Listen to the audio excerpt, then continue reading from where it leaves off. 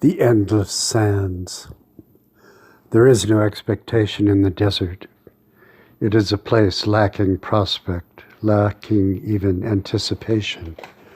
For there is nothing to anticipate. There is nothing, nothing, nothing. And ever was it so.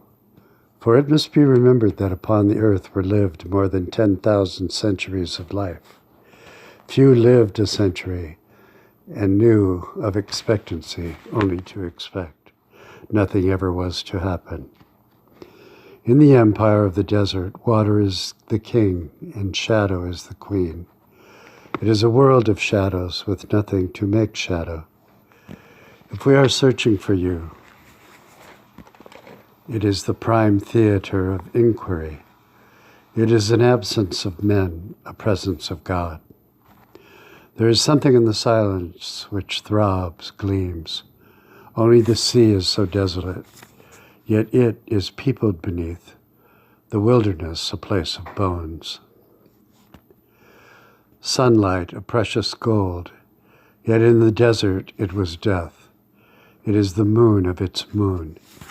And when comes a cloud, it quickly shies away. Beneath it 1,000 shifting shapes. Once again there was the desert, and that only. It is an onlyness. We shiver in these solitudes when hear the voice of the salt. Lone trees, what forest deserted them? Small owls, solpagas, spiders, scorpions, the S's of oblivion. There too are monuments, but they are humped beneath a tell. How many planes of civilization lie, one on top the other? Here was first spelled the word infinity, and perhaps only a mirage of infinity. And what map exists to infinity? What caravan? What trade beads? The innards are turned out, the facades face downward. Where is my oasis? Hands and fingers claw uselessly through the grains of sand. We are wondering what we will find out here. Well, it would be useless for one to try to tell us. The desert tells a different story every time one ventures on it. We are very small and move very slowly in the immensity of this landscape. Our former stories shatter, or we wear them out and leave them behind. Over time, the story of the memory loses its power, but for one, as we shall see, one story of the desert is an eternal story. A fragrance of burning juniper rises up. No smoking censer of Dante's Paradise could equal it. From it, a perfume of sagebrush after rain, evoking magical catalysis, like certain music. The space and light and clarity and piercing strangeness found only in the desert. This untamed, undomesticated, aloof, prehistoric landscape relentlessly reminds the traveler of his human condition and the circumstances of our tenure upon the earth. You are perfectly welcome, it says, but beware. There is no security here. We have seen that 1,000 generations of the Bedouin accept this warning, even thrive in it.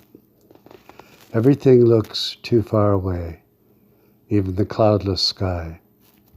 There is nowhere to hide in such emptiness. Into this emptiness elicited the Magi of Chaldea, or perhaps they were from Arabia or from another world altogether. Their magnificence was not as other kings, gold, greed, and glory. These astrologers were Gentiles, left behind centuries before by Abraham, but knowledgeable of the deep things of the world, aware that there was to come out from this country who would rule the habitable world, deemed to be fulfillment of the earlier Balaam prophecy, a scepter shall rise out of Israel. It was heard in Ephratah, found in the fields of the wood. To Jesse of Bethlehem was said, I have provided me a king among your sons, Jesus, the root of Jesse. Here there were 12 towns and villages, a notable number. Among them Bethlehem, noted for its fertility, a town situated on an eminence, itself an eminence, in the midst of hills and vales. Have we been there? Surely in our mind. Here people live in peace. These travelers also were persons of eminence, philosophers, priests, astronomers, learned men.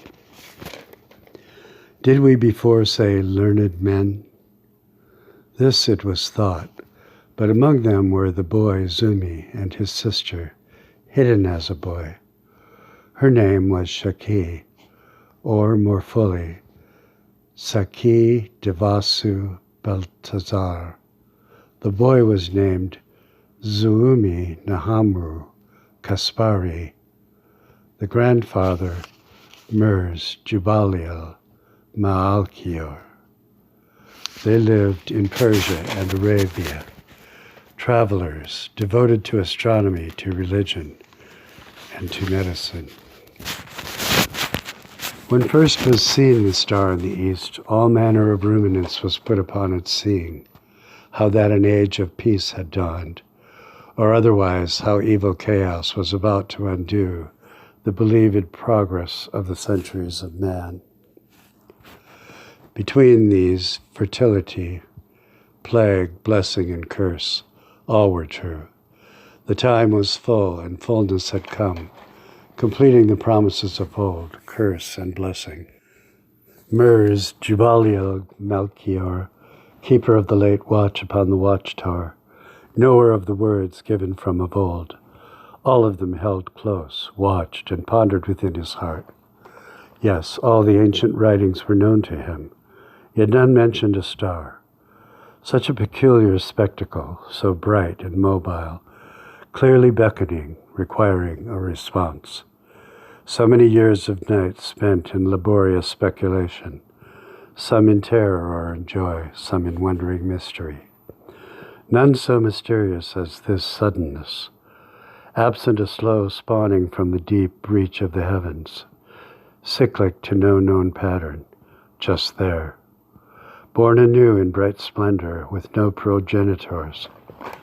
The ancient Sleer, which birthed some thousands of these rumors, left no gap for this appearance. The ancient Sleer had appeared whole and intact, its story largely understood if disputed, but suggesting no unsupported luminance, no solitary signal or signet. Of the star, its nearness and mobility brought remembrance of Jewish legends from the Middle Centuries, the Shekinah glory, which evidenced a cloud by day and flame of fire by night, ever leading and protecting. Upon the high places they now journeyed. Zuumi Nahumi Kaspari, Saki Devasu Baltazar, Mers Jubaliel Malkor. Bearing gifts, they traveled to worship the day star, from ancient writings known to be born of Bethlehem. Their names, as our names, are perhaps given them in heaven. We know them only as Zumi, Shaki, and Mers. But you, Lord, give each a white stone, upon it written the name which will be forever theirs. We see the travelers and overhear one comment. Nice star, Hummers. Yes, Zumi, nice star. Amen.